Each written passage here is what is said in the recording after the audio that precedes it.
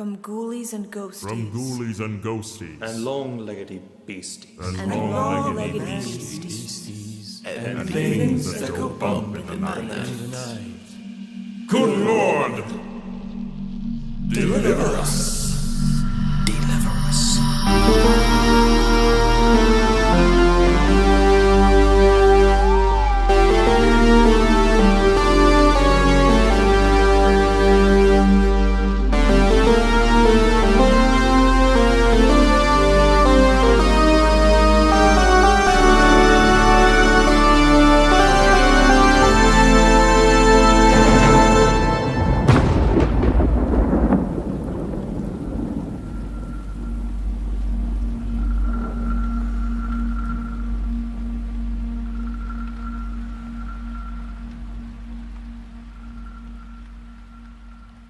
Good evening, spooks and spookettes, and welcome to Count Drahoon Presents. This evening I am presenting to you yet another edition of Interviewed by a Vampire.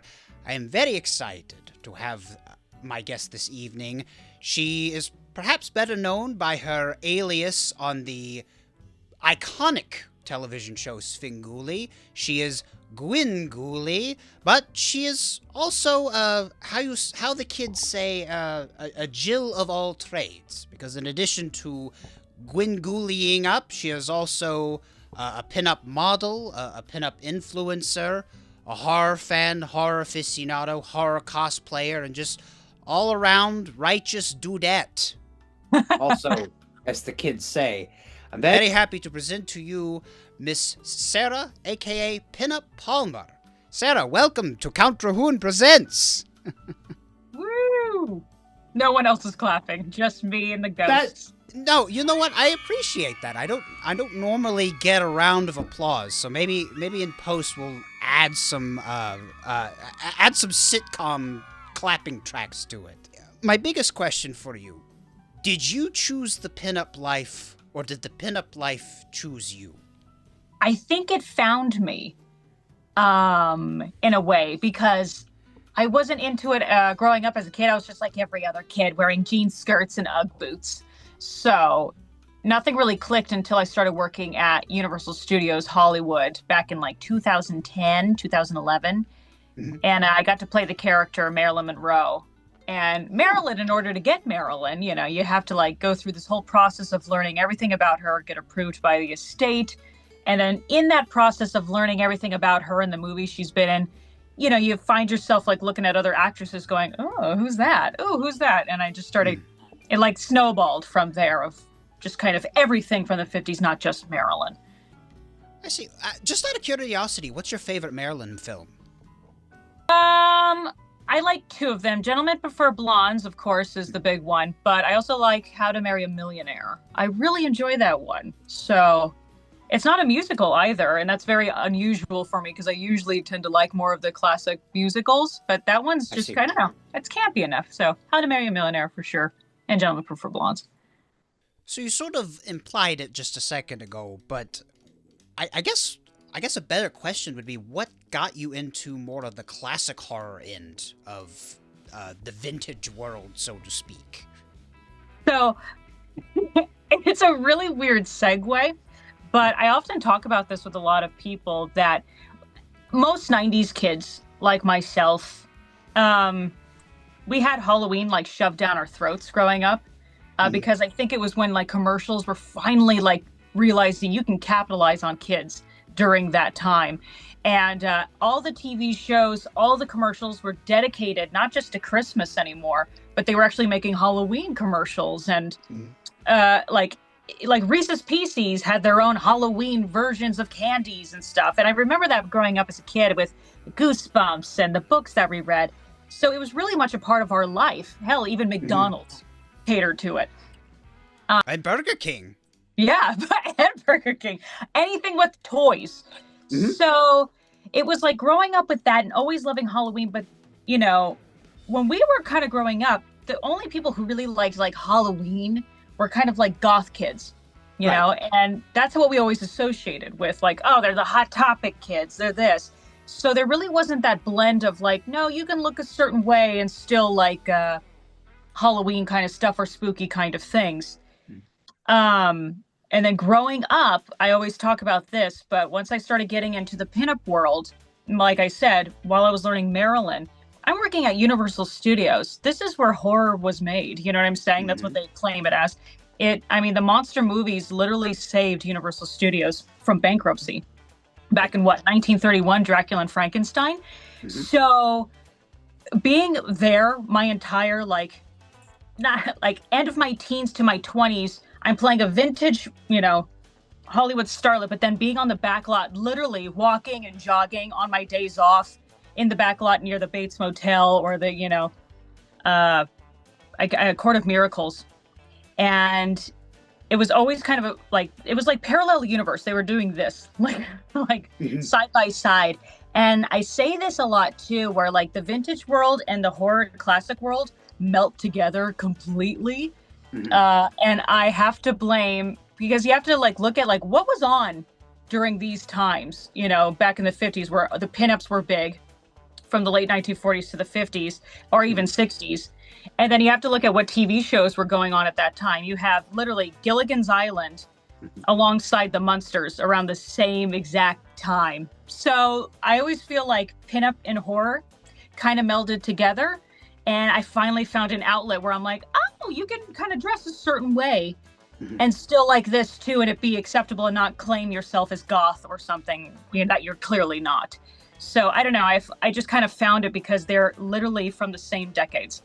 That's the kind of fun thing, especially with Creature. When did Creature come out? 1955, 54? 54. Revenge of the Creature was 55. 55. So yeah, he was the last addition to the classic monsters. He was the last one, I believe added that I would claim as the classic, the Fabulous Five or whatever they want to call them. Right, more or less. It's really, in a weird way, I think it's I'm sure a lot of people debate it, but, Abbott and Costello Meet Frankenstein, came out in 48, and a lot of people sort of say that is the one that was sort of the end of the classic Universal era, but then a lot of people lump in Creature from the Black Lagoon in that, but it came out 6 years later. Well, it's funny because you have almost like a desert between 48 and 54, and then you have Creature, and then it's over. It kind of stopped and it turned to what do you call it? Like big bug kind of movies, the B films, and which I love too. Yes. But it definitely changed. I think sci-fi started taking over because that's when we were going to the moon and stuff like that. So you get a lot of space exploration, and we were terrified of nuclear war. Exactly. Anything that feared us, we just put it into a bug or whatever. And it's just so fascinating, though. But I honestly think I have to blame pinup in a way as another segue into the land of horror. Because, if you really think about it, Creature of the Black Lagoon, I love using this as an example. Julie Adams, she's a pinup girl. Yes, that white dress is a pinup iconic look. And so you can't tell me that pinup and horror don't go together when it's stuff like that. Come on. Oh, absolutely. Pinup and horror. And it's nice to have somebody to come on and make that connection and although I'm not saying it's a bad thing, but a lot of the guests I've had in the past, we've made connections with horror films and professional wrestling. So it's nice to see the vintage connection come into play. But you're right.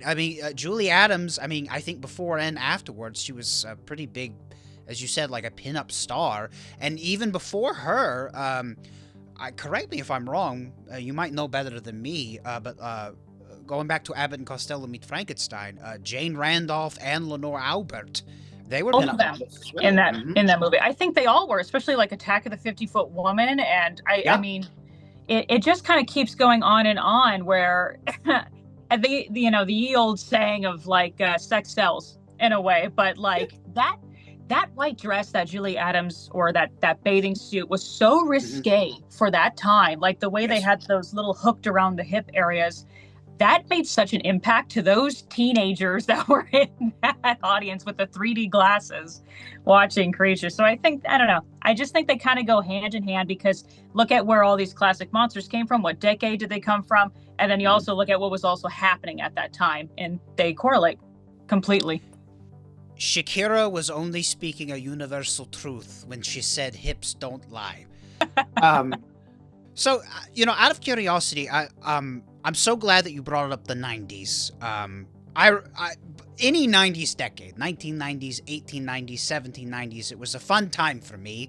But for you, so I take it maybe you watch some of like the Disney Halloween films and a lot of the Nickelodeon stuff, like Are You Afraid of the Dark? Oh, yeah. This may be sort of a loaded question, but is there anything that really stands out, either from your being a 90s kid or maybe even as an adult when you've gotten older, when you've fallen more into the pinup scene? Is there a particular horror film that you gravitate towards? You can't say Creature from the Black Lagoon because you've already said it like 10 times. I know, it is one of my favorite. If I have to pick a classic, I also like The Wolfman, by the way. That's a good one, yeah. Yeah. If I had to pick, this is such a loaded question. It is. It's a terrible question to ask anybody. And don't you hate it when you're a horror host, everybody expects you to know everything and have an answer for all things? I have a feeling that I almost have like different kind of categories of what I like, Sure. because it's hard to compare a slasher to a classic, but however, I like both, I agree with you 100% there. So I think there's like favorites and slashers and favorites and classics. Like I just said, I love House on Haunted Hill with Vincent Price. I love The Blob, the original Blob, not the remake. But for very different reasons. But then I honestly, a comfort movie that I could put in every Halloween or just actually any time is John Carpenter's Halloween. I mean, that is what set the tone, I really think, for the slashers to come. And it was, Michael Myers is my favorite of the slasher franchise or whatever. And I just think he's so silly, even though the film is not perfect, but there's just something about it. And also it's like, if you really want a fall type movie with some slasher and Jamie Lee Curtis, who is a spawn of somebody who also is part of a slasher franchise, I mean, Hitchcock. But yeah, I think it's the perfect film, personally. So shifting gears a little bit, as they say, what is past is prologue. Recently, you were cast as Gwengoolie as part of the Sven Squad on the Svengoolie TV show on MeTV. I just kind of want to know for our audience, like, obviously you auditioned for it, but then what was it like to get the call from the powers that be to say you have been chosen to be Sven's squad? And just kind of take us through that, if you don't mind. I think I was like their fifth choice, but no. What? I find that hard to believe. Now, it was a very interesting and really long process.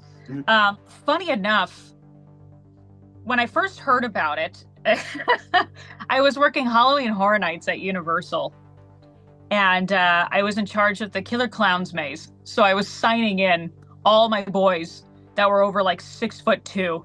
I'm like, okay, come on, Shorty, come on this, come on, And I'm signing them in. I get a message from my friend Brad, who happens to play Dracula in our park. Wow.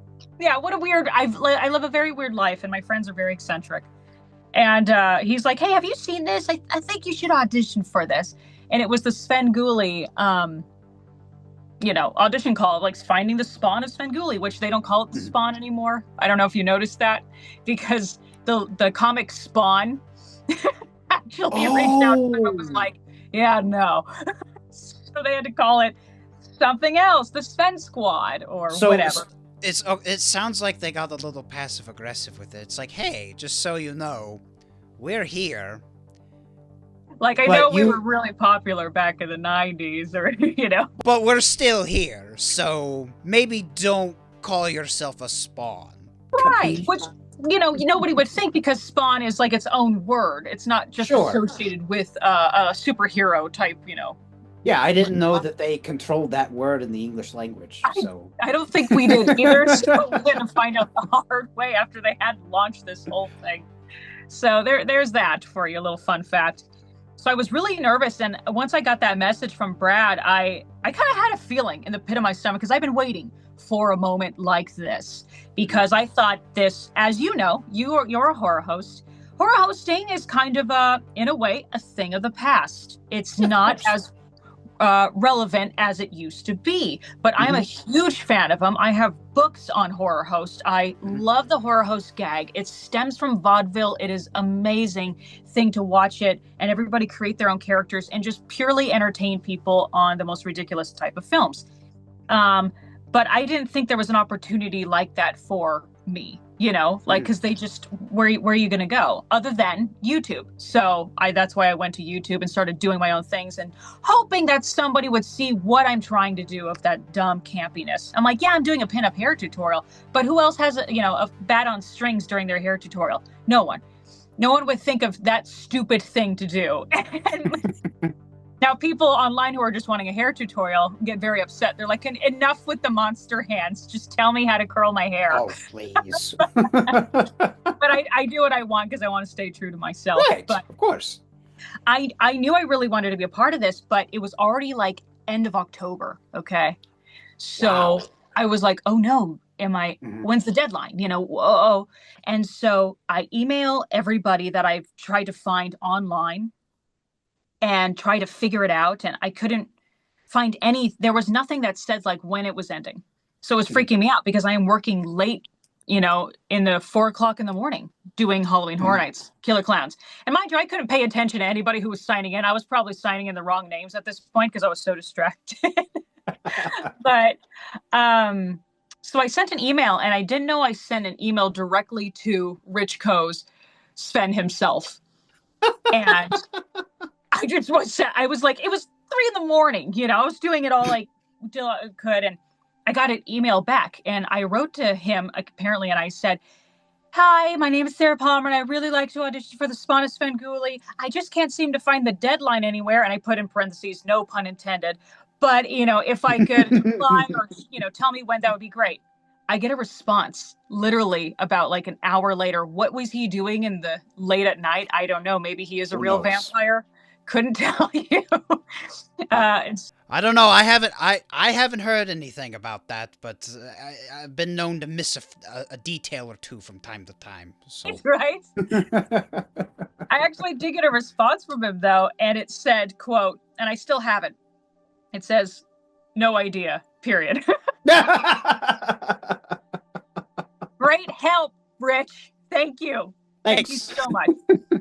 So I go ahead and just send in a video, and there was different processes. So the first, video, if they kind of like you, then they go and check it to see if you're crazy or not. That's usually the first initial Zoom call, and all right, let's see how stable you are. Do we want to put you around Rich? We don't want to subject him to, crazy people. But and they also had that long, huge search in New York City Comic Con, where they had a whole booth set up, and over, I think, 800 people auditioned that day. And New York Comic Con, that's next to Coney Island. So you only could guess what kind of people were showing up with their crazy characters and whatnot. And, big fans. But I would say it was about 6 rounds later of improv and then writing your own, then also writing for Sven, then eventually flying over to Chicago because that's where they film. And doing that, auditioning in person. And I believe, if I am correct, after the multiple auditions, there were, for almost a month and a half, every week they had 3 different groups of people come in that they were testing out on the set, full costume character, final audition. And I happened to be on the week where actually one of my co-hosts happened to be there on the same exact day, which is Scott, who plays Imp on the show now. So what are the odds, I could have got any other week with somebody else, and we're all individually auditioning, but him and I happened to be on the same day with another person that was there, a girl. And we also found out our birthdays are a day apart. His is November 10th, mine's November 11th. I'm like, weird. Oh, wow. And they sent her home, and I was the second one to go. And then I was getting out of costume or getting the mic off. And they're like, Sarah, hold up for a second. Just hold on. Stay as we test Scott, but we want you to stay. We want you to try something with Scott.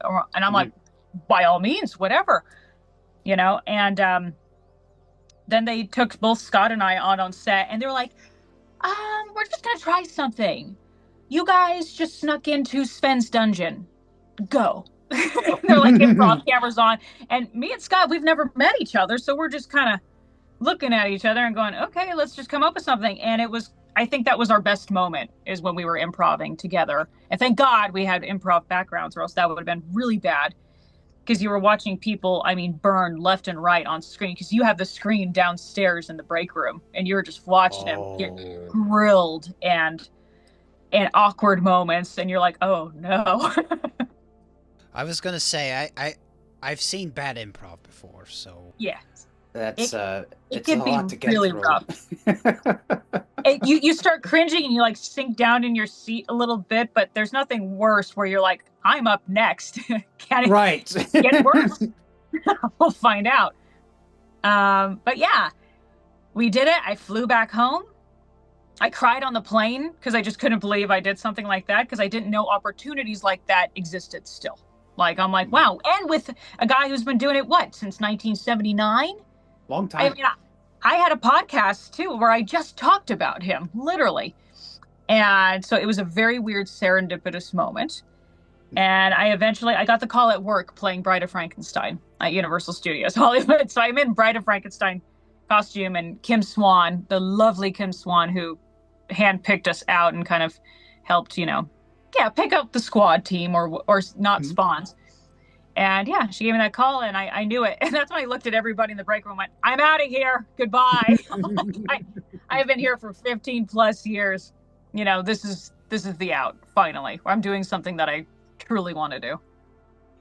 So with that, so now that you're on the squad, like what? So I've noticed as an audience member, because I watch Svengoolie pretty regularly. Thank you. You and the rest of the squad have sort of added a different flavor to the show. Of course, we love Sven. We love the original sort of the cheesy vaudeville shtick that he brings to us every week. But it does seem to me that you and Imp and Nostalgia for Ratu have sort of brought, shall we say, some modernity to the humor. So what I wanted to know was, do you have a certain amount of input in some of the jokes that get told on the show, or is there is the writers' room a completely separate entity from the rest of you?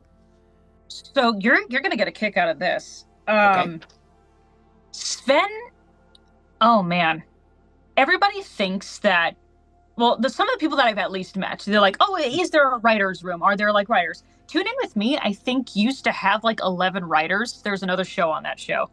Oh, wow. And then it's like back down to 5. Sven, however, it's him. Really? Okay. It's just Rich. And Rich, this is their routine, Rich and Jim. So Jim has been like Rich's right-hand man, his producer, his director. These two work together, and if you ever get them on set together, it is a nonstop pun central at 8 o'clock in the morning while you're just trying to get your makeup on. And you're like, Jim, just give me my script and just go. Like, it's unbelievable how quick-witted they both are. But, if they work together for so long, this is expected. Sure. But their routine is like, Rich writes everything down himself. And he writes it on a piece of paper, chicken scratch, literally. And it's not Kerwin. Oh, wow. It's just his chicken scratch writing. And he gives it to Jim. And Jim has to try and dissect it and type it into the teleprompter. And then it's ready to go. So it really rides on Rich a lot. Like, Rich is very active in his own show, which is very impressive and also exhausting. Because how many times has he shown the same movie and you got to get new material for it? Ugh. So boots. Boots that I used to wear. And for us, there is no writer's room. We all write our own individual stuff. However, when we are on, like, if you see us do like little bits on the Sven show, like we'll come in and do like a little bumper or something with Sven, like, hey Sven, I got something, whatever. Usually that's Jim or Sven writing. on their show. But when it comes to our own show, that, you know, the House of Svengoolie, that's all us. And every single part, like you could tell what parts I have written, you could tell what parts Scott has written. Everybody has their own cadence, and sometimes it's chaos because everybody has a different personality and we all want to try something. But yeah, Bill Nostalgia Ferratu, he is an encyclopedia of a man. And he knows so much from every TV show because he used to be a radio host back in Chicago. And I don't know about you, but every time I read about horror hosts, almost half of them, I want to say like 85%, started out as disc jockeys. Don't know why. Yes. Just a thing. It's disc jockeys or weathermen. Yeah, something. It's one of those two. Yeah. Something that is comfortable on screen and good at talking, and I think they just needed a host. And they're like, come up with whatever character, whatever. And Yeah, you know, once they got. I think Elvira and Joe Bob are like the only exceptions. Because Yeah. Joe Bob was a columnist and Elvira was a go-go dancer at some point before she. When she was younger, yeah, Right. an improv girl, and she was on the verge of quitting. So it was kind of like fate in her eyes, yeah, but definitely a showgirl, a go-go dancer, all that jazz. There's a couple others that went on to do other things like voiceover acting and stuff, but it's interesting where people come from because they have to come up with writing. So there is something in that land. But yeah, Bill is an encyclopedia, and he will always do rhyming jokes. That's usually Bill's shtick, where he'll turn words on its head. So you have to really listen. Scott will talk a mile a minute, and Scott's writing, especially when you're on the teleprompter and you're trying to read it, but you don't have it memorized. He will give you the longest monologue, and you're like, I can't not look at the teleprompter and look at you at the same time. So stop giving me a monologue while I'm supposed to be yelling at you. You know what I'm saying? Now it looks like I'm like, hey, Imp, stop doing that thing. But I have to keep my eyes on the screen. And it makes it so awkward. But he's so funny with his writing, and he uses the most verbiage to describe like one sentence. So if the sentence is like, hey, I'm going to walk from this table to that desk, he will go, I am going to frolic and jump and leap to this desk that is black and this, and he uses so many words just to describe what is happening, and it's tongue twisters every time. And my stuff is always the camp of like, you'll always see a monster hand pop in, a skeleton hand, something hit me in the head, because Gwen thinks that she's the smartest one in the room because she is the straight man of the group. But then I like breaking those walls for her, because then it makes her likable and human. Or if not, she's just going to come off, kind of cringy, which we all do. It's part of the job. It's an occupational hazard to be a bit cringy at times. Yeah. It's where would the rim shots come in? It's literally dad joke central. And we have a different type of an audience than I would say like Joe Bob or Elvira has, or maybe even horror hosts just even back in the day, because they were on at like 12 o'clock, 11 o'clock at night for the shock, treatment shock show or whatever. So those people can get kind of raunchy for those teenage boys. And we, however, are on prime time, and children and families are still up watching those shows. So we can't do the same old titty jokes or raunchy jokes that like Joe Bob and Elvira do. I've tried. My audition, I kind of what I thought was a raunchy joke or a tame raunchy joke, and Kim at the audition, she was like, nah, try it again, but cut that part. And I went, oh really? I don't know. I watched the Attack of the 50-Foot Woman show was a couple of weekends ago, and I'm almost 97% sure that Sven snuck in a very subtle boob joke. I wouldn't. Yeah, he's had Playmates and stuff on his show back in the day. Like, there are certain things that do get overlooked, but I feel like everything's kind of heightened now, especially with, I honestly blame myself because a female is on the show, and all of a sudden we have a different type of reaction going on because there is kind of a a precedent set, especially with Elvira, of like what is expected of a horror host, especially a female horror host. And the audience will get upset if I don't have enough cleavage going on or something, and I go, I can't. There's think of the children. Children. I don't want to confuse them tonight. There were so many people upset when we we showed Puppet Master. So our movies that we're getting, I don't know if you've noticed, but are a little more adult, a little bit more, they're cussing, even though we're cutting it so much, we're really showing nothing. There's a lot of nudity and there's a lot of cussing in Puppet Master, believe it or not, which you wouldn't think so, but there is. Shocker. Yeah, big shocker. And some mothers were like, how dare they show that one scene? And she's like, and they didn't cut it. And a guy even down below in the comments, he goes, they did cut it. You should have seen the full thing. So we have to like tread that line, of kind of going, what is too far for us? Right. And yeah, I think okay, you're going to get sick of me talking about Creature, but when I auditioned, one of this monologue that I had that Kim made me cut out was, I was talking about how Creature was basically in love with Julie Adams and and I was going through the name of the characters, and I think it was, oh my God, I can't even remember their names. The two men in the Creature of the Black Lagoon. So it's Richard Carlson and then the other guy. Richard Denny.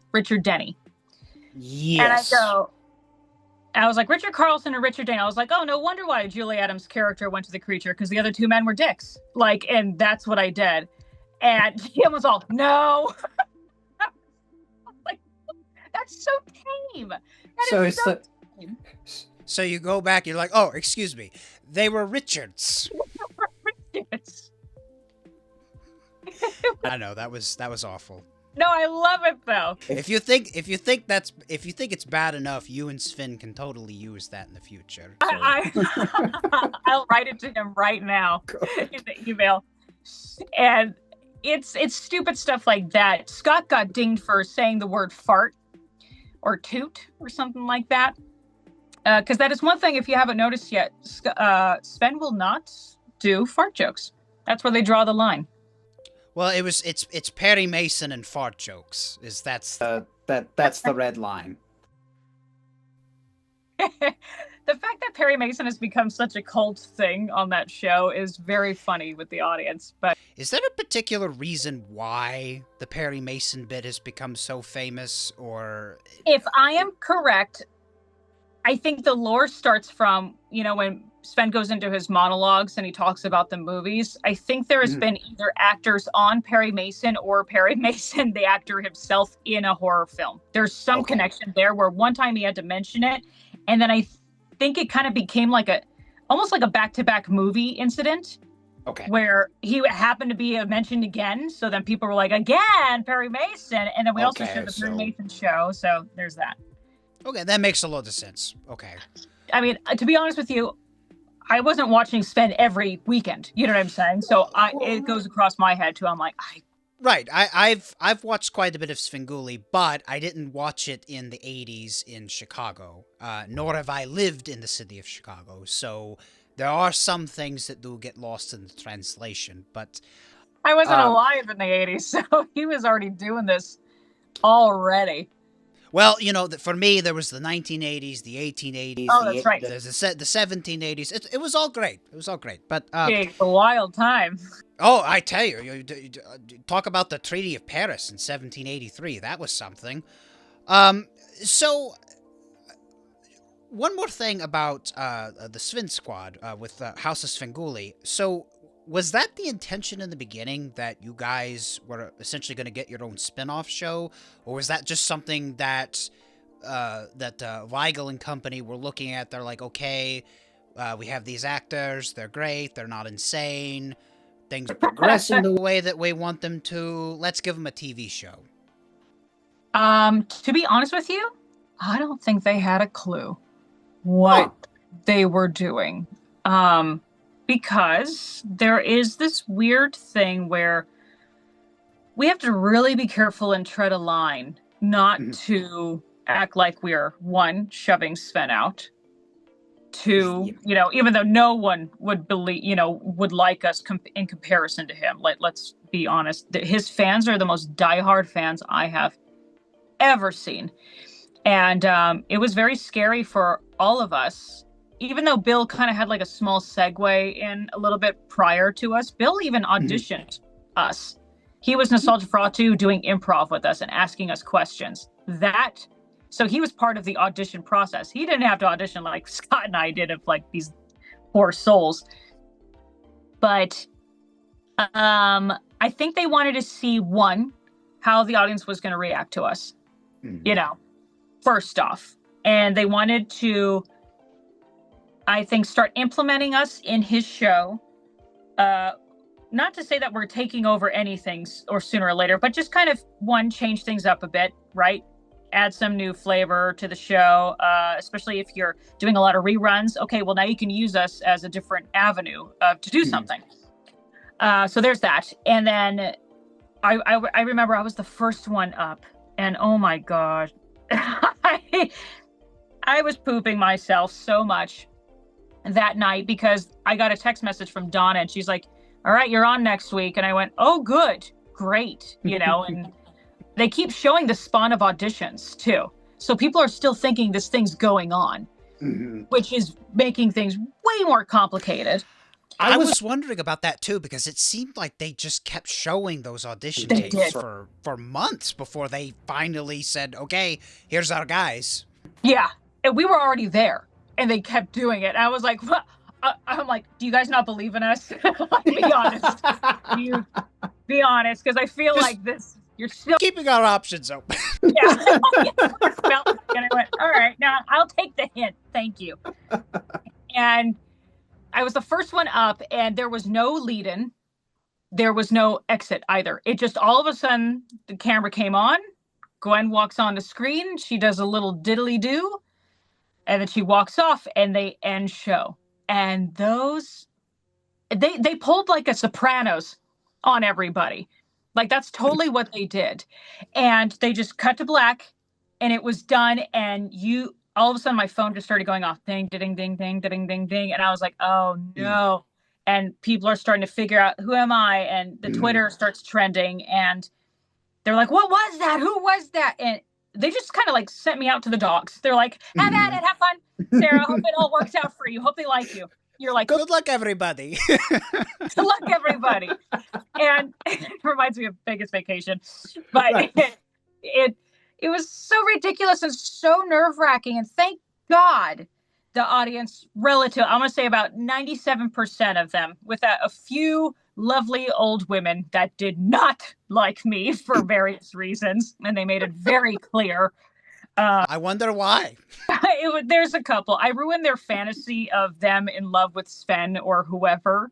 So another female coming on screen just like throws them off, and they're like, they don't like change. So. Oh, okay. So some of those people. Some of those, and they're all in the same age bracket. And I go, okay, well, just let them be. And they liked me. So, okay, we just kind of secured a spot a little bit. Okay. That's great. Then next up was Scott. And then it was us kind of together. And I think we started kind of working, and we had enough good reviews that they, one, started letting us do longer skits. There's that. Or do a half-hour special. And we were already filming videos, mind you, that entire time. So all you guys were seeing was just like the little bits on Svengoolie. But we were doing full movies of ourselves because they were just testing us. We had movies that we haven't even shown yet that we've fully hosted, that haven't even been out in the ether. Because we're just kind of getting a feel of things and seeing how our writing is and seeing if our characters actually do blend together, and can we work together, and who are we? What would our characters do? What's the line? I had to find out the hard way with Bill. Bill, he's like, no singing. I'm like, fine, I won't have you sing. Don't worry. And he's like, and no hats. I don't want to wear things. Okay, fine. No wigs, no hats. It's interesting to find out the little the ticks. The ticks, the hard lines. Do you have one of those as well? It's like no limericks or something. I don't know. Just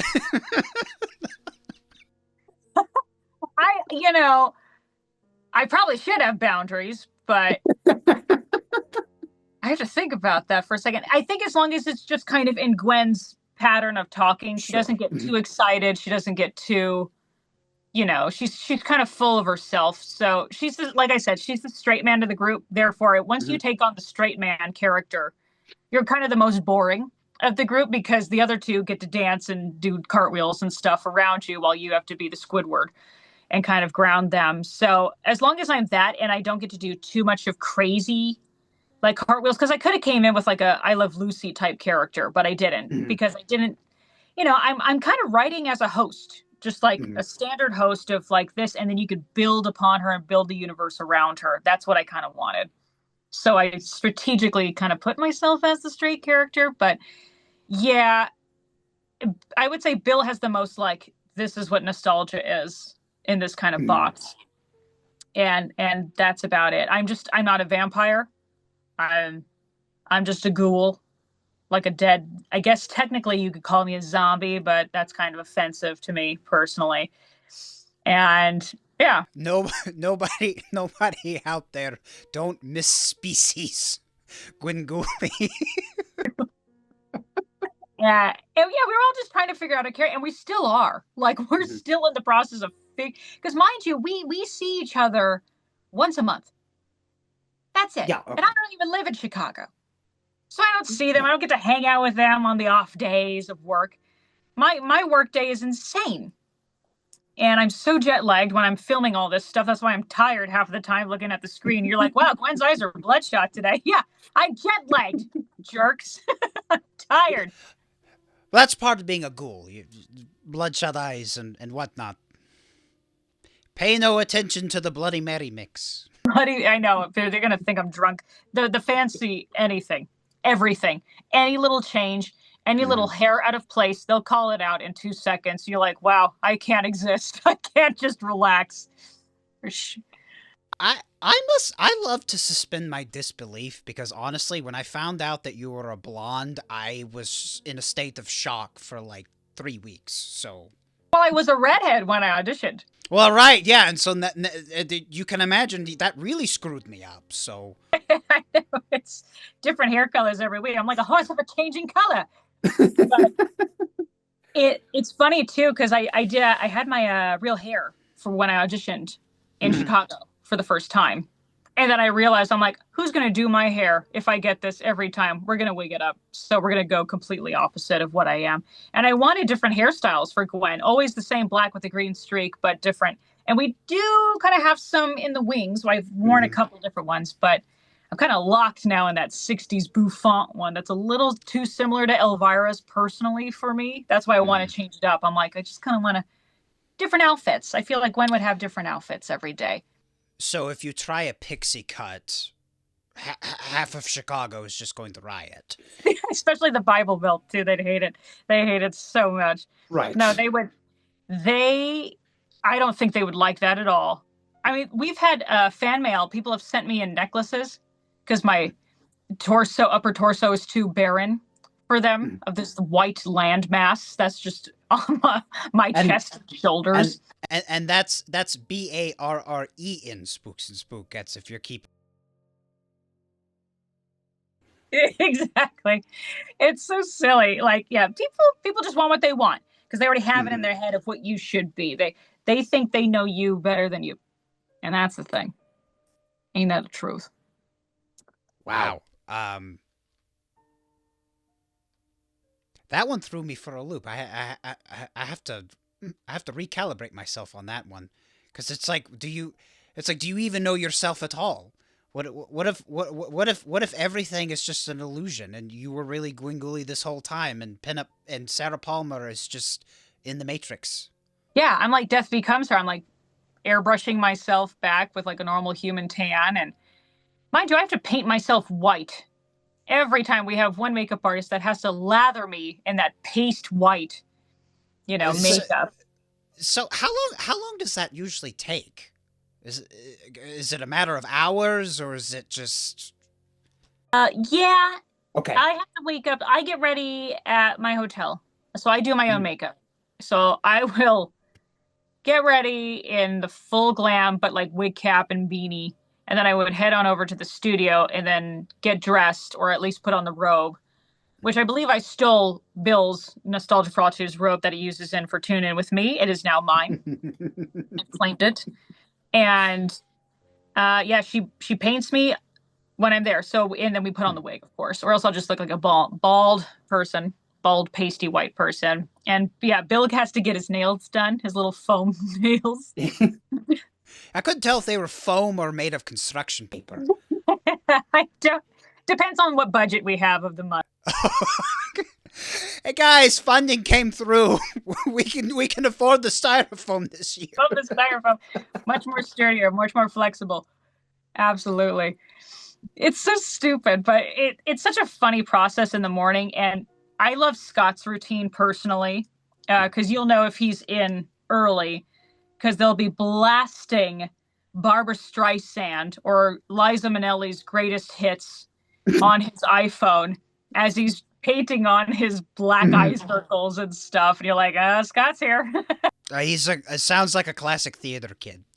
A total theater kid through and through. That is the most theater musical kid I've ever met in my life, from Texas. Oh, wow. So there is more to your life than Gwengoolie. Although I'm There sure is? I maybe, It's infiltrated me. well, Okay, let me rephrase that. There used to be more to your life than Gwengoolie, and now there's just it's like you said. There's no boundaries, so no rules. We don't know. But for clarification purposes, do you still work for Universal or? Okay, you do. Okay, so you still do the Bride, and is that? I mean, obviously you probably don't get a choice in the matter, but is that more or less your favorite role to play when you're at Universal, or do you have a few others that you like to switch off between? Mhm. Well, so before I got Svengoolie, I had a good lineup of characters, and then once I got Svengoolie, I was like, "There's no way I would be able to work 5 days a week and then leave every month." You know, I'll rack up so many points, I'll get fired. So I had to take my characters off one by one and just left myself with the Bride, who I don't see very often. So I felt, there we go, and we still have a foot in the door, just in case if we need to use that place or something. But favorite character, I mean, Bride of Frankenstein is awesome because she's for people that don't know, spoiler alert, Bride of Frankenstein really isn't part of her own movie. Like, it's very misleading. And she's only about 5 minutes at the end of the film. That's when we finally see her, and she does a couple bird chirps and screams, and that's it. Boom, right. Long dead. Unless, of course, you make the connection that it was Elsa Lanchester the whole time. So if you factor in the prologue, it's like 10 minutes maybe. Yes. And, so it kind of gives that character an open range a little bit of what we can do in the park. And yeah, she can talk because she's kind of like learning. And a lot of girls like to play her like she's smarter than Frank. And I go, nah, she's the newer one. She's dumb as rocks. So I probably play her the most dumb out of anybody. And I have some of the funniest pictures of just children chasing me because clearly they don't find me as a threat. And yeah, it's a fun character to play, just to hiss at people all day and take out your anger on them. It's all good for family fun. It's a good venting session. It's absolutely After a long week in Chicago, you just I need it. I need that break. And yeah, I would say when I did, oh gosh, I'm trying to go through everything. I've been, like I said, I've been there for 15 years. I gave my 20s to that place. So it was my college years. So that'll tell you everything. But I did there's a thing called Grinchmas based off of the Jim Carrey's How the Grinch Stole Christmas. You guys didn't bother to do the Boris Karloff version? It's Universal. It sells itself. What are you talking about? Florida does that one. Why does Florida get the Boris Karloff version? Because they have like Seuss Landing, an area that's actually dedicated for it 24 hours a day. Okay. It's weird. Karloff died in California. That was the last place he lived. There's a lot of things at our park that I go, Marilyn, did you ever work for Universal? No. Then why are you here? It's like, why is she here? You know? Yeah, that's like, good. Yeah, because she was wait a minute. Is so that's right. So okay, for a second, I was thinking that Some Like It Hot may have been Universal, but it wasn't. I believe it was Fox. I mean, she might have done another like MGM or maybe Paramount in there, but most of the time she was a Fox girl. Oh my gosh, what if... I don't know this for a fact, you'll have to fact check me. What if they're just stretching this out as thin as they can, and their reference is Asphalt Jungle? That's why. I hate that movie so much. Really? I love Asphalt Jungle. I can't. The film noir stuff, I can't. Okay, that's interesting. Well, Fall asleep. That's a whole other podcast episode. Why does Sarah not like? I don't like. Yeah, film noir. I fall asleep. I just fall asleep. They're all Casablanca. I fall asleep. I can't do it. So either it has to have like a musical elements in it, really cool costumes, or it's so bad that I have to make fun of it. And those are the three categories I usually look for in old films. Also sleep. But yeah, we did Grinchmas, and I played Martha May, which is the Grinch's love interest. But I also did Betty Lou, which is Molly Shannon's character. That's Cindy Lou Who's mom. And I think that was so an unhinged character where she's just important enough to recognize her from the film, but not important enough where nobody's really watching you, like management. So you're like just doing whatever, and you're becoming kind of like a fan favorite. We have regulars that come to the park and shove a camera in our face, and they're like, "Dance, monkey," for my internet people, and you have to be so good and on. And if you're not, the internet will rip you apart to shreds. And it became kind of like a thing, like a meme. She became a thing, and as you know in the film, Molly Shannon's role, Betty, she's taking lights from everywhere. So I'm like, she's a kleptomaniac. So we're taking everything from everybody. Wow. And yeah, so we went that route. She was way manic when I played her, but whatever, it was fun. So, due to the ignorance of management, you were able to try out some rather peculiar method acting. So that's fun. Great. So when you're not portraying a kleptomaniac or the bride or Gwengoolie, you did, I mean, like you've talked quite a bit about your YouTube content, the tutorials that you've done for some time, but you also did a podcast, which I'm a fan of, but I'm probably going to butcher the title. You called it Camp Scary Talkie Podcast. Is that right? Close enough. It's Camp Talkie Horror. Camp Talkie Horror. Okay. The original podcast was Talkie Horror Podcast Show, which was a play on Rocky Horror. Oh my God, I can't think of the full name right now. Why can't I think of Rocky Horror? Because I keep wanting to put podcast in the name. Picture show. Jesus. So that was the original thing, but we always wanted to do a camp theme. And when we were actually looking up, names for our podcast, it was just Camp Horror when we originally did it. And then there was we got dinged by somebody else that's like, hey, that's going to be our name soon, so you can't use it soon. They didn't even have a podcast out. And we're like, okay, fine, we'll do whatever. And it still hasn't come out. No, I don't think they've really done anything with it.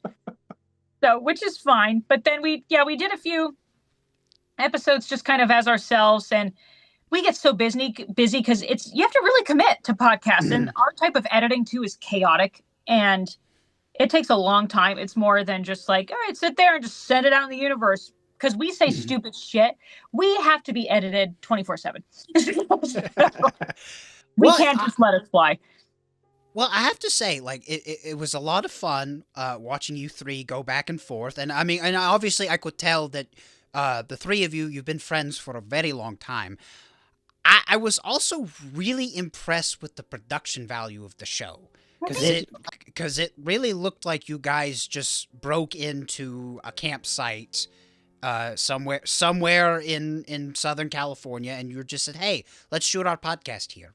Right. Which is in my room downstairs. Wow. Okay. So you I have a spare room so I own a condo here, and it's a 3-bedroom, 3-bath, luxury. And yeah, I have a spare room. So it's kind of like a whatever room. And yeah, I was like, well, if we're going to do the camp theme, might as well make it look cool, that's how I am. I'm like, if we're not going to be the best at it, then might as well have something that's at least cool to look at, or do something that's cool to look at. If you're not going to be the funniest, have something interesting to look at, or that's how I am. So it's like overcompensating for our lack of knowledge or just intelligence. Our show sucks, but we look good. Look at the background. We did this wallpaper. And yeah, some people thought we were on a green screen. I was like, no, it's all practical. The window behind me, though, was a green screen window. And that I can put, and I always wanted something like that, so I could put whatever in the background. And I could put whatever, like Jason Voorhees would walk by randomly. And we're not even talking about Jason, but there he is, or Bigfoot or whatever. It would just add to the atmosphere of like, we're in a spooky woods somewhere.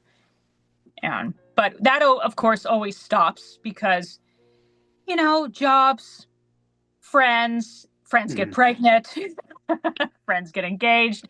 That'll halt a lot of things. These things do complicate life. Absolutely. Too much going on to try and coordinate it. So, but it's still there. I put a bunk bed in that room. I was like, if it's already cabin themed, we're just going to make it like a Friday the 13th cabin. So I was like, let's get a bunk bed, put it in there, decorate it, everything. So there's a bunk bed in that room right now. That could be a fun Airbnb concept. You're renting out a camp room. I think there is one somewhere in Southern California that's like based off of all the horror films of like camping, and there's like triggers and stuff that you stay in. You could turn the triggers off. Like, because if you're like, okay, that's annoying. I don't want to hear join us every 20 minutes every time I like walk in this room. But are you kidding me? That's my white noise machine. Every time you walk in a room, join us, and everything starts turning upside down. Like, oh God. But yeah, it's like all based off of Evil Dead, Friday the 13th. I think they even have the bathroom from The Shining. I'm like, cool. Does it come with old wrinkly lady? Well, I'm actually closer to where they shot the first Evil Dead movie. Really? Yeah. Maryville, Tennessee is about a 3-hour drive from me, so. Oh. Why did I think that you were always in California? Well, I was, but I recently returned to my adoptive homeland of Tennesseevania, so now I'm back in Nashville. I still go out to L.A. periodically, but I just don't, Tennessee, okay. I understand. So. My parents just moved to Tennessee, so I get it. Whereabouts? Knoxville. Near like Dollywood. Really? Yeah. Okay, well, I'm going to be in Knoxville for Franken Con on May the 9th. So Franken Con, what is that? It is a con in which Frankenstein appears and addresses the people. And he cons everybody. Yes, he cons everybody because he's not actually Frankenstein. No, that's not what I expected. So it's like a big. I feel so stupid. It is a convention. It is Frankenstein themed, but it's just a big horror convention that goes on in Knoxville. Joe Bob's going to be there. Darcy's going to be there. I think Dee Wallace is also going to be there. Michael Berryman. I'm hosting a movie. Okay. I'm proud to say that I will be presenting a classic. You might want to stay seated for this. Jesse James meets Frankenstein's daughter. The greatest Frankenstein Western film. The only Frankenstein Western film ever made. Oh my God. That's amazing though. Yeah, I'm looking forward to it. So yeah, I'll be staying a couple nights there. And so Knoxville is about a 3-hour drive from Nashville, where I currently reside. So that's where I'll be. cool. I like that. I like finding out other horror cons. I'm like, what are people doing? They're always asking us to. Well, I was going to say, I'm sure they would love to have all of you out there at some point, because it's, like I said, it's, but I don't know, you might get in a turf war with Joe, Bob, and Darcy, so maybe we keep them separated. So. Technically, like, who is closer to Tennessee? Because they film in what, Texas? And we're in Illinois? You know, Tennessee, the middle ground? It would be, I believe, but, so you guys shoot in Chicago. Uh-huh. Okay, so for a while they were shooting in New Jersey, but I think that they're actually shooting in Georgia now. Oh, George. I think, don't quote me on that, but I've heard some allegations have been thrown that they've moved way down south to where, the devil, because he's in Georgia too. Soul of Steel. Right, but he lost a fiddle contest to a redneck. So that just tells you that he's he's terrible at the fiddle. He's not as bad as we thought, huh? No, but he's really good. He's a great guitar player. I don't know why nobody points that out. It's like that. Have you listened to that song? The solo. He's like, the band of demons joined in and it sounded something like this. It's like that guitar solo is amazing. I just witnessed somebody do the Devil Went Down to Georgia song yesterday at the Cowboy Festival. Oh, wow. Okay, so. So relevant to me right now. I'm like, yeah. Okay. Yeah. Well, yeah, it's a whole, I bet it probably opens up a whole new world of possibilities for you. But yeah, if you listen to that song, Satan gives a great guitar solo, but he's basically disqualified because he didn't play the fiddle. But John Boy did, and he played the fiddle good, and that's why he won. So, truthfully, yeah, technical difficulty, technicality. Right. There we go. Pay attention to the rules before you engage. Yeah, you got to read first. Right, Still. You got to read. It's his own what deal? He couldn't even go against it. Messed up. Oh well. I love that. But so.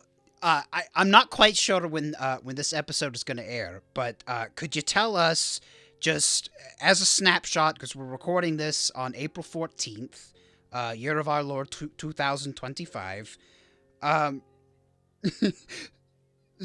So, well, tomorrow's tax day, so that's why I know, right? So, but I guess what I'm trying to ask is, are you allowed to tell us what's coming down the pike? For the Sven Squad. What? I can't talk.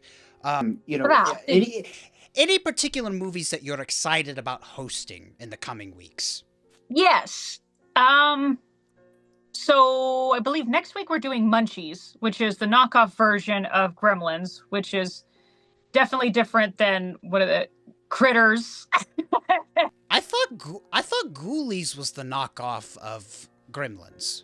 It goes down like a pipeline, I think. Okay. It's like Gremlins first, and then it goes, Ghoulies, then either it's Munchies or it's Critters next. And it's just all of the same, like, they all got the idea of, like, little guys are funny and they sell, so let's do it. They're not wrong. Clearly. But they get worse as time goes on. Like, the puppetry just gets worse. Well, it's simple economics. It's law of diminishing returns. Absolutely. So. It's so bad. They're all aliens. It's just terrible.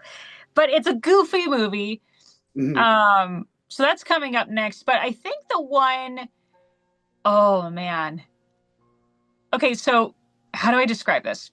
We already kind of set a teaser on Facebook of a movie that we acquired the rights to, that the Sven Squad is doing. And we were all dressed up as ourselves somewhere, and we look like missing people, and people put two and two together. Yes, it is the Blair Witch Project. So, wait, was that the picture that you three took when you had the black beanie hats? Stuff. Okay, I thought you were. I thought that was for your mixtape. Yeah, I know. Everybody was like, "Are they creating an album?" Or well, you just said that nostalgia for. I mean, he's good at rhyming, so like I was expecting him to like bust out the rhyme, bust a move, whatever you kids do nowadays. That's what everybody thought, but then some people caught on. They're like, "Wait, I think I've seen this before," Okay. 3 people go missing, 2 men, 1 girl.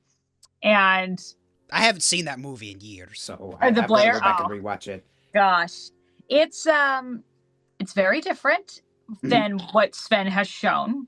And the fact that we acquired the rights to something so kind of iconic, because now we're in this time where time has passed. We are in, 20, what even year is this? 2025. The year Anno Domini 2025. 5.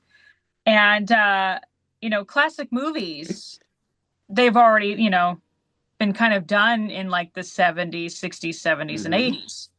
And now it's kind of shifting. The poles are shifting once again. And now the big conversation is with our group of people, like, are more of the 80s films and maybe even possibly 90s films on the block to be looked at? Like, would we be consider those not scary anymore and actually kind of goofy? And I go, yeah, I think the slashers have been pretty goofy for quite some time. Sven will show like Killer Clowns from Outer Space. That's a 1980s film. But he'll usually stick from like 70s down. So Hammer film down. And that's just what he likes. And I totally get that, because there is a formula to horror hosting when it comes to those kind of films. It changes when the films kind of get a little bit more grittier or a little bit more real and not as funny. But I think there are certain ones like Blair, that you could absolutely make fun of that really show nothing. It is a film about nothing. People just going, "Where's the map?" And like, I kicked it in the river. And in your defense, to back you up, there is a scene towards the end of the movie where it does look like there's just some dude in a basement that's peeing on the wall. Corner. So and so we all kind of made the consensus of like, Donna would just send us a list of movies that we have availability that we could maybe get the rights to, possibly. And we always have to strike deals with these people, and like that are not too expensive, but that, are maybe open. And she's also open to our suggestions too, of like, hey, what movies would you consider? And I'm like, oh, there's a couple that I would look at. Because there's also this too, and this, the dumber the more the movie takes itself seriously, the funnier it is. Of course, yes. Funnier the film is, the harder it is to make fun of it. So then you have to kind of choose of going, well, this is a good film, but I can't make fun of it as much because it's already doing it for you. But here's a bad film, but oh my God, I could write so much material for it. So I'm glad you brought that up, because I'm having that problem right now, because I just so I don't know how familiar you are with my programming, but I do host movies, but I do it a little bit differently, because I like to put a commentary track to the movies that I show. So kind of a mystery science theater. Exactly. So Beast of Yucca Flats is easy to do, because I mean they're like, the jokes write themselves. It's really hard to write jokes for a movie like Carnival of Souls. Yes, that it's I don't know how to describe it. It takes a certain formula or a certain type of film that is just so bad and ridiculous that it's easy to riff on it, and that's why they call it riff tracks or whatever. But yeah, I totally feel you when it comes to that stuff. But sometimes the audience gets so bored, that they actually want a good film, and then they almost kind of forget what horror hosting is. They yell at Sven. They'll literally, fans, Sven, that movie was terrible, and he goes, "That's the point." Like, I'm not showing Academy Award-winning films here. You know what I'm saying? Like, geez, a giant praying mantis just comes in. Like, what do you want? What are you talking about? A 50-foot woman rampaging through a city should be. This should be some of a gold moment. I know. Ridiculous. And they get really upset. So it's like there's some new fans that clearly don't know the history of horror hosting and what it really is about.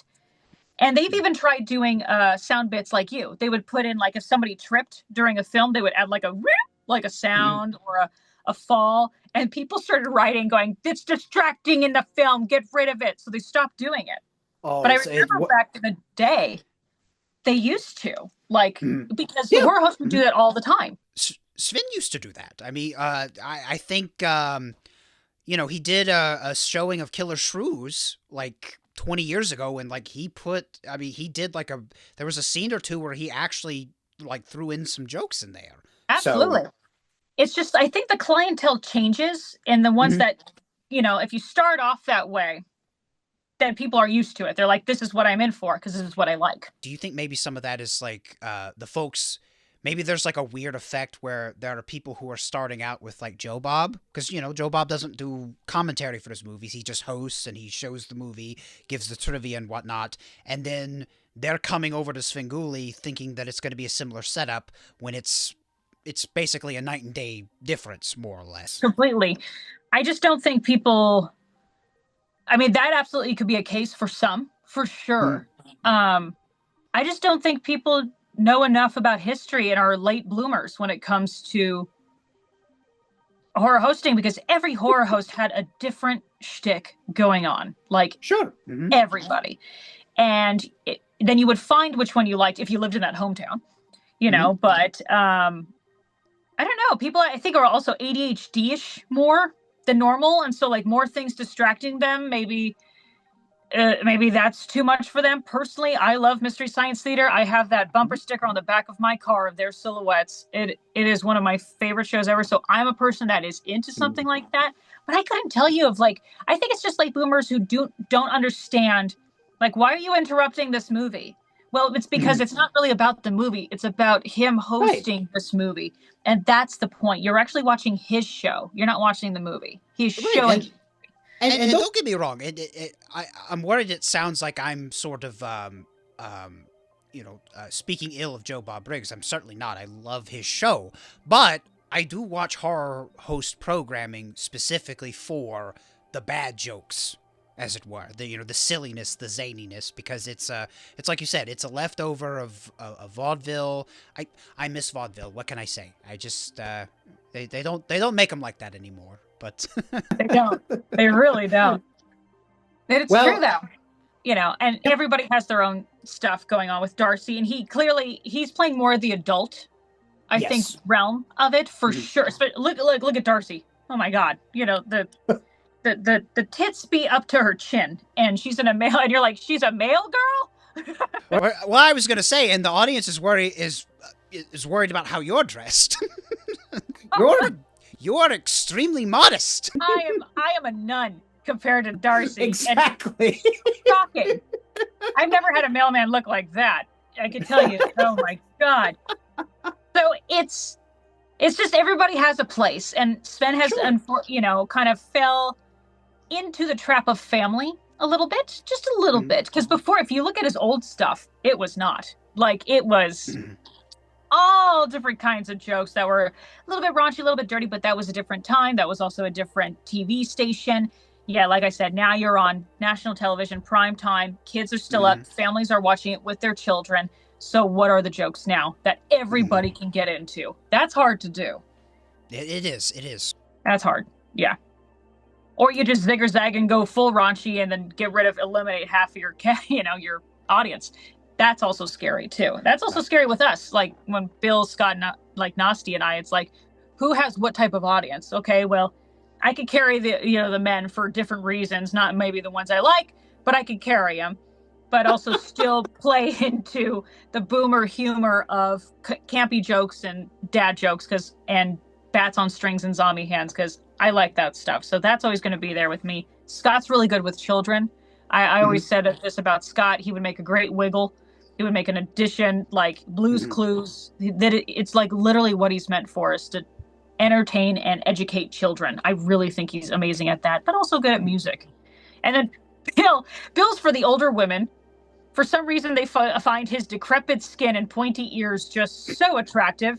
He's the Burt Reynolds of our show. Oh, I just love him. He's so handsome. The less hairy version of Burt Reynolds, but in a bald. But that's literally the comments. It's literally a southern, I just love that. I just love him. I tell you what. It's that. And then the older men find him funny, so I definitely think they find him the funniest, which is true.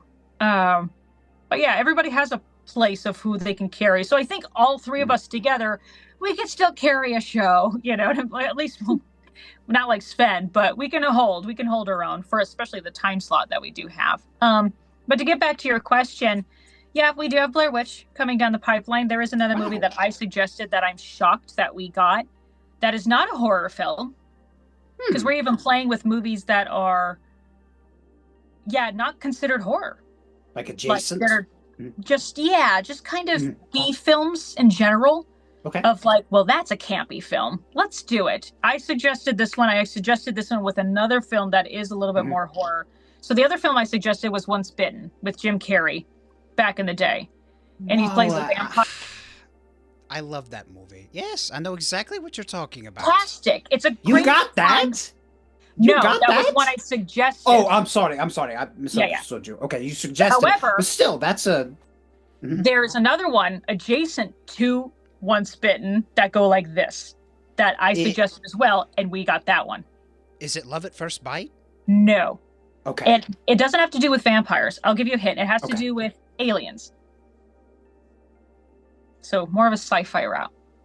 But same decade, same era. Same decade, okay. And it may even have Jim Carrey in it too. Okay, I gotta think on that one because I'm not quite sure on that one. But like, if you're gonna watch Once Bitten, then you would definitely like this film too. Like they go hand in hand. Any chance we'll see Vampires Kiss with Nicolas Cage soon? I almost hope we've toyed with what's the Eddie Murphy movie where he plays a vampire? Yeah, Vampire in Brooklyn. Yeah, that one we've toyed with, seeing if we like. You know what? I actually haven't seen that one. It's funny. It's kind of. It was during the era of what would you call it? Like Spawn days, or even like Queen of the Damned, kind of. Yeah, but a goofier version. Well, you can't say Spawn. McFarlane's going to sue us. So it's the superhero formerly known as Michael Jamel White. Who knew? That'd be such a problem. But I do want to see that movie. But hopefully, if you get the rights to that, my first time seeing that movie will be on the show. Wrapping up a little bit, I know we've gone a little long, but I've really enjoyed our conversation together. Just so I know life seems a bit hectic right now, and you're doing so much. You have so many irons in the fire. Is there something that you like to do when you're not Gwengoolieing or Pinup Palmering? I like to do nothing. But it's true. I'm such a couch potato. But if I could think of just like an easy day, and I like taking my bike. I like biking to my coffee shop, go grab a coffee. It's a lovely, beautiful day. Bike back home. Get on my, little Switch gameplay, and I just play like Animal Crossing. Like, just tune off everybody, not message anybody back. Ignore. As a former neighbor, is that kind of like an LA thing? Because when I lived there, just traveling down the street was so exhausting that, like, after I got done, I just didn't want to do anything. Right. No, I think I was just in Hollywood Boulevard the other day, watching John Carpenter get a star on the Walk of Fame. And, well, I mean, that's a good reason to be on Hollywood Boulevard. That's probably and normally we wouldn't. We know better. Right, exactly. But me and my friend Dylan, who was on the podcast with me, Ranger Dylan, and we went to Hollywood the day before to go kind of scope out everything, like where his star would be, and be like, because we've never been to a Hollywood star ceremony. We're like, we've been to California all our life. How have we not done this? And scoped it out that day. We even just drove back home, got ready the next day, went back to Hollywood. I mean, we got there at like 6 a.m. to get in line just to get a front part. And we were there till about 2-ish. By the end of the day, we were so exhausted, and we were talking about it on our ride home. It's like, we've worked in theme parks and we're on all day, but there's something about Hollywood Boulevard that sucks the living life out of you. And I don't know what kind of woo-woo energy that is, but there's something about Hollywood Boulevard that I go, I'm wiped, dude. Like, And I've worked at theme parks my life, out in the sun, and you're dancing and you're smiling for every guest, and you're meeting thousands of people every day, and you're just on. That was more exhausting. Just standing, just analyzing, walking around Hollywood Boulevard. I don't know what's going on. No, I don't know. I hear you. I've been to a couple of plays before at the Pantages, and as soon just getting there and then getting back, it's like you said, there's some bad juju there. It just zaps you. I don't know what. Yeah, it zaps. Weird. Yeah, it feels like you've been at like the beach all day, and you're just kind of like at home defrying. But I've never felt that way about Sunset Boulevard. I always liked Sunset Boulevard. Yeah, that's different. Even a little bit past LA, or like the main road of Broadway Street. Yeah. Like even down there more towards like Melrose and stuff. Way better. But that one strip specifically, the Walk of Fame strip, I don't I don't know. Maybe it's the piss smell, the fumes getting in our head and making us nauseous, and it's actually chemically doing something to our brains. It could be. It could be, because you don't know what those people are using and then pissing out, and then now it's in the air, we're breathing it. Think about it. Think about it. No, I've given too much thought about it. It's just nice to see somebody else vocalizing what I've been thinking all these years. It's really hard to miss. And I tell people that are like, I'm coming to Hollywood, and what should I do there? And I go, what do you want to do? They're like, I want to see the Walk of Fame. I went, get ready. No, you don't. No, you don't. Get ready. Now what you think? Yeah, I made that mistake too. The first time in LA, it was I did Hollywood Boulevard and Santa Monica during the pandemic. Oh God, it looked like The Walking Dead out there. Oh, it did, and it was summer 2021, so like it was, because I hadn't quite made the move to LA yet. I was still living here locally in Nashville, so sting it out, looking Right, at so- something.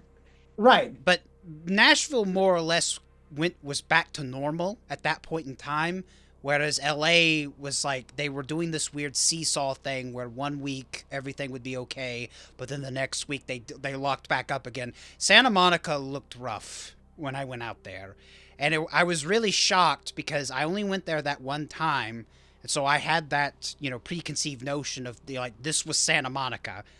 Summer of 2021 when I went. So when I actually made the move and I was living out in Los Angeles, somebody in a conversation was like, oh yeah, I love Santa Monica, it's beautiful. And I said, where? I know. When people go to Venice Beach and I go, brace yourself, bring your pepper spray. Right. Like it is such an eye-opening for people that are not from here. Yeah. And it's kind of sad, because like this is the place where all the history is when it comes to everything that anybody watches, Yeah. And I could, I could tell that, Santa Monica specifically, like I could definitely tell like it used to be a really pretty place at one point. You can see it, Right. And I'm sure it's probably gotten a little bit better since, 40 years ago. But I just remember, like, walking into Santa Monica, I know this sounds really cruel to say, but it kind of felt like I was walking through a third world country. I know, you clutched your pearls a little bit, yeah. A little bit, or my amulet, because, however you want to. See, talk to me. It's, I will say it's getting a little bit cleaner, and not for the better or like because they care. It's right, or the president of China's due for another visit. They're sweeping everybody. They're loading people in buses. I'm like, where are they going? Like, no one knows. Like, it's wild what they are gonna do. And this place is. I give a fair warning at anybody who is coming. When are the Olympics supposed to be here? 2026, 27? I think it's next year. And brace. Oh dear God. Everybody better brace yourselves. It's going to be horrible. Oh, I was going to say you think the traffic's bad now. Oh, the fact that we keep getting rated the worst traffic in America is just like insulting. And I go, oh, this is just, I can't stand it. I can't. So it's going to be hell. It's going to be hell. Maybe we should stay in Chicago more. Well, yeah, or you could, you could. I was going to say maybe move to Chicago just for next year, and then, and then I go tried. I back. saw that tornado one time on a plane, Uh, and that done did me in. So I was like, oh, no. okay. Well, we just survived our own round of tornadoes out here, That's, so that's what I heard. I know. Yeah. My mom's like, wow, the weather's weird out here. She's a Californian all her life, So Oh, wow. It is. It's a very, like, it is not uncommon in the state of Tennessee to have all the seasons in 1 week. especially during winter. It happens every year. it's kind of impressive, though. Yeah, I mean, it is, but it's also a little annoying because it's like, because I'm one of those people, and I mean, granted, I'm an old vampire, so you can't really blame me for not paying attention to the weather app, but I don't ever pay attention to what's actually going on until I get outside, and so it's really irritating to walk outside when I'm expecting it to be, like, 70 degrees at night, and then all of a sudden there's, like, a huge torrential downpour, and it's actually 45. hail? Right, it's like, I should have worn my winter cape. Well, Sarah, if no one is following you on social media who's watching this right now, they should be, because you are, like I said before, like you're doing a lot of incredible things in your life, and I know it doesn't seem like that sometimes because you're constantly bombarded by all kinds of things. But for us that want to follow you, to keep tabs on what's going on with your pinupping and with your spot on Svengoolie, where can we follow you? You guys can follow me on Instagram at Pinup Palmer. You could follow me on YouTube at Pinup Palmer. I'll do like YouTube videos every now and then. And even X. I think I'm on X as Pinup Palmer as well. Those are all the ones that I know how to use, at least. Fantastic. That's more than I ever figured out how to use. I guess old bats can learn new tricks. Exactly. But You've got a while before you hit your first century. So, but Sarah, thank you so much for coming on to Count Drahoon Presents. And for what it's worth, you have an open invitation anytime you want to come back on, especially if you want to give us a report of escaping from LA. Absolutely. Anytime. Say when. And thank you, Spooks and Spookettes, for watching. Unfortunately, that's all the time we have this evening, but be sure to join me next time for yet another edition of Count Drahoon Presents. Until then, as far as things go, when things go bump in the night, there are such things. From ghoulies and ghosties. From ghoulies and ghosties. And long-leggedy beasties. And long-legged beasties. And things that go bump in the night. Good Lord! Deliver us!